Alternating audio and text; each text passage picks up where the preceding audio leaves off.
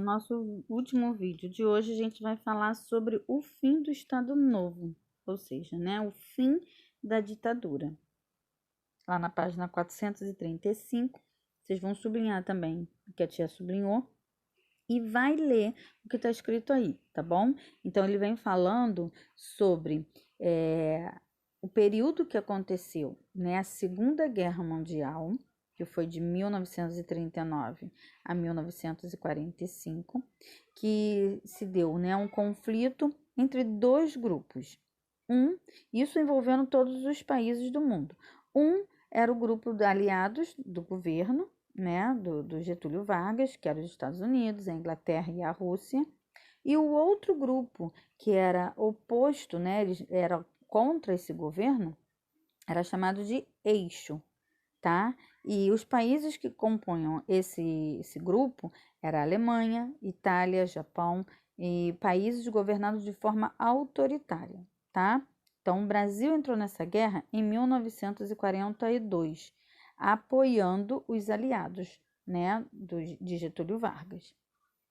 E aí vem falando sobre a luta, né, contra esses regimes autoritários, e aí nós temos lá, e diante dessa pressão toda que era feita, né, pela oposição do governo de Getúlio Vargas, o que ele fez? Ele tomou algumas atitudes. De novo, né, ele, para ter mais ganho popular, ele tomou algumas atitudes. Ele convocou eleições para dezembro de 1945,